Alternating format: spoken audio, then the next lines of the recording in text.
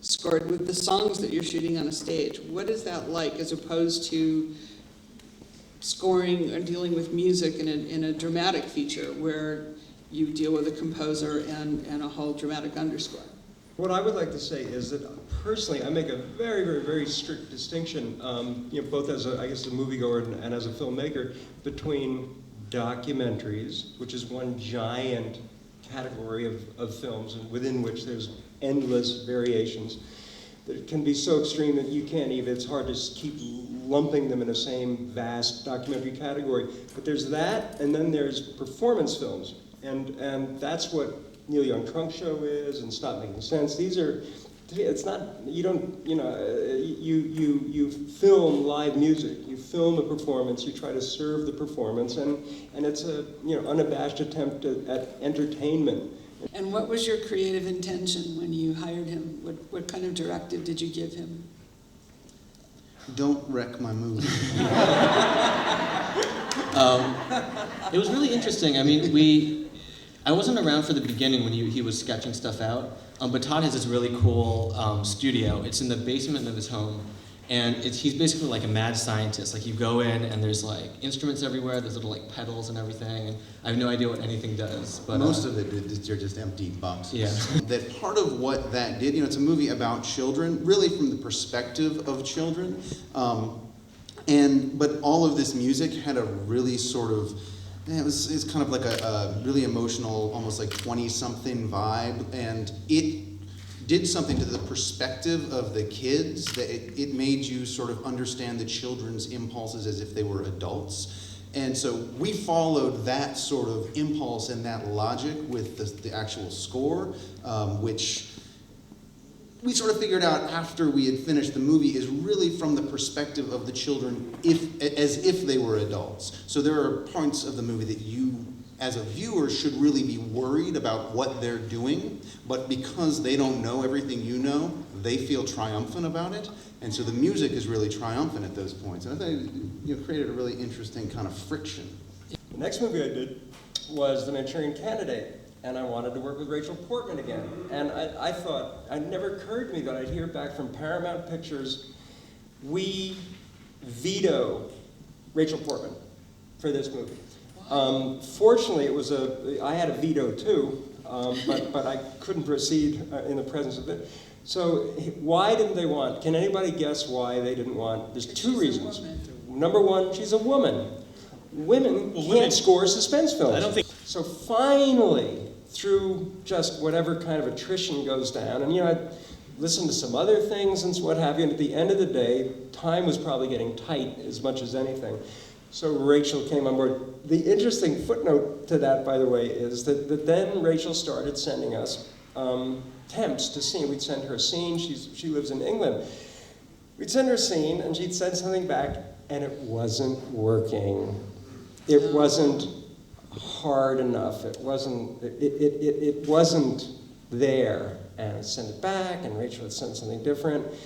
And the missing figure in any discussion, I think, I'm not sure about how you guys work, or Tom, how you do it, but I have worked since 1987 with basically one music editor, and sometimes in collaboration with another music editor, happily. But this is Susanna Perich, who's just an absolute brilliant genius. She's as important as anybody on any side of the camera in the films I make. And Susanna had worked many, many times with Rachel on films we had done and on many others. And the moment came, and Carol Littleton had worked with, she was our editor, and Carol had worked with Rachel on other movies as well. And Carol and I decided, this horrifying truth is, you know what? Paramount obviously wasn't right that women can't do suspense, but maybe Rachel can't do this hardcore, dark movie. Maybe it's just, bless her heart, maybe it's just not in her. So we went to, and we kind of agreed that I would have to tell that to Rachel. And we went to Susanna, and I said to Susanna, I said, well, Susanna, I don't think this is going to work, and I think we have to find a new composer, because you know what? I think at the end of the day, Rachel doesn't have a dark side. And Susanna said, oh, Rachel has a dark side. Wait till you see what happens when you tell her, you know? And I said, okay, give me, and she said, I mean that in a good way. So I was like, so I had the conversation with Rachel and said, I just felt that if we didn't get something that really scared the shit out of us, you know, within a week or two, we were gonna have to do something different. And the stuff just started coming in. And I think that Rachel stopped writing as much and started feeling and just sending us stuff that was horrifying and fantastic. So there was a happy ending to that. I think this might be an informative story, Doreen. Can I tell it? Yeah. Because I think composers might find some interest in this as well. This guy was famous, okay? And the producers, they were saying, yeah, okay, it's good. It's time for you to get a famous composer. And I, you know, this guy had done a lot of work in the underground at the New York independent film scene, and I said, okay, great. You know, I knew him. Are you ever going to name the name, or are we all just going to sit here and do I will not name the name. That's what we hear. He was, from the outset, and he just was kind of only wanted to do what he wanted to do. And I respected that. I said, fine, this guy's got some talent and some experience. I should let him do that instead of immediately stopping him or whatever. The music was coming in, and this was for a film I made called Box with Moonlight, which was a film really about kind of the joy of kind of the juvenile delinquency of being out in rural America. That's really what it was about. The music came in sounding like he had just slit his wrist after a bad heroin fix. Sensing that perhaps he just needed me to be even a little more supportive, Todd, I called him one night and I said, listen, I just want you to know that you're doing a great job. And the music is going to sound fantastic. I really, really trust that.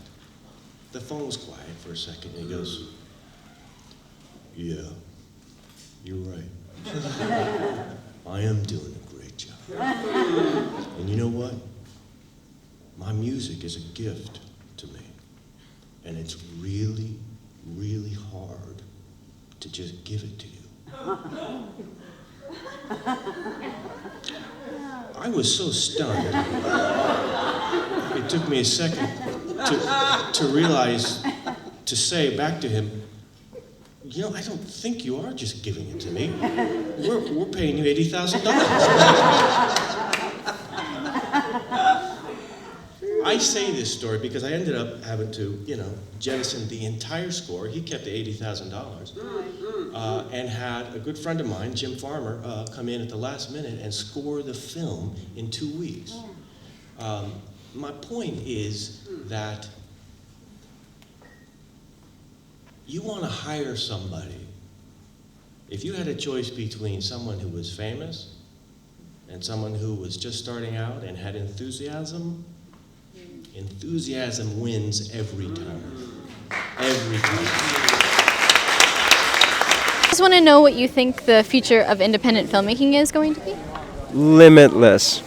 I think that the cheaper the equipment becomes, and I'm learning Final Cut Pro. I had my first lesson yesterday. I think the possibilities are limitless. And 20 years ago, sometimes people would say, like, oh, how can I make an independent film? And, I would say, well, somehow or other try to find a camera, come up with an idea. But now we all have our cameras, and we're all making films. And I recommend documentaries as a great way to start, because you can film those one scene at a time, one day at a time, and build your movie. I think a lot of people go wrong, independent filmmakers, any kind, by thinking, well, they have to figure out how they're going to pay for everything before they even get started and stuff. I think shoot. That's my advice. Just start shooting.